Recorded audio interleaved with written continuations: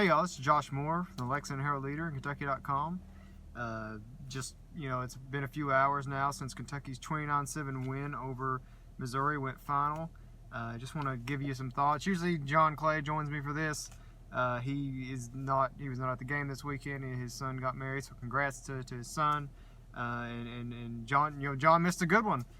Cats won again 29-7.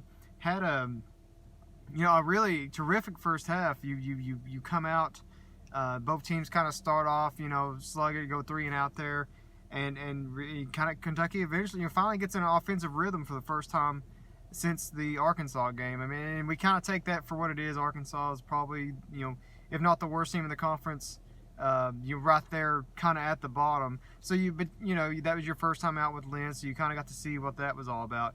And then you go up against Georgia last week. The conditions are awful. You have a situation where the defense again plays really well against Georgia, but the offense just doesn't really do anything.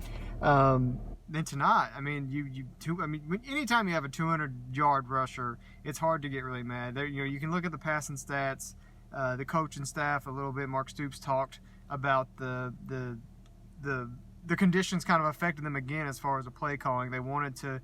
They liked what they saw in the first half when the rain wasn't really as hard. It pretty much rained the whole game, but they thought if the rain had been lighter in the second half, they would have thrown around a little bit more.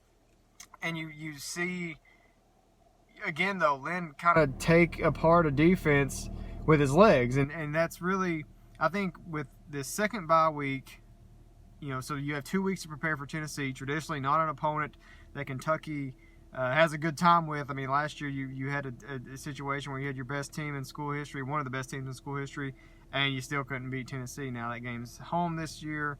You're coming off a win. You've got 2 weeks to prepare. I'd feel really good if I was a Kentucky fan. I know you can look at what they did against South Carolina tonight or today and kind of be like, oh, we didn't beat South Carolina, so what's Tennessee going to do to us?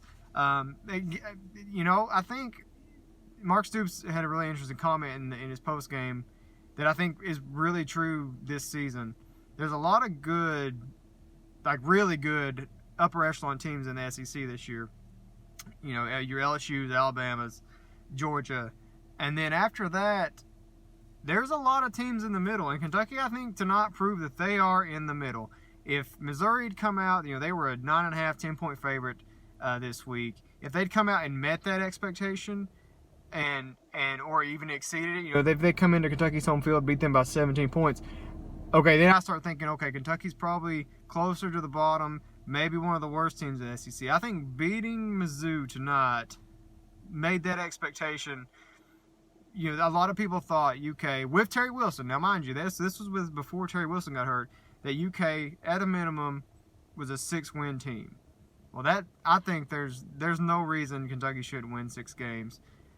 And maybe, I think now you can maybe start inching back towards that, 7 wins is very doable. 8 wins is very doable. Missouri was, of the last 5 games on the schedule, Missouri was probably, arguably the best team left. Tennessee's kind of playing better than they were at the beginning of the year. Louisville's looking like a tougher opponent, than they were at the beginning of the year. And from the preseason, I've kind of thought rivalry game, it doesn't matter if both teams, if one team's got 10 wins and one team's got 2 wins. A rivalry game is just, there's just something different about it, especially, that late in the year. It's a regular season finale. There's a lot going to be riding on that game.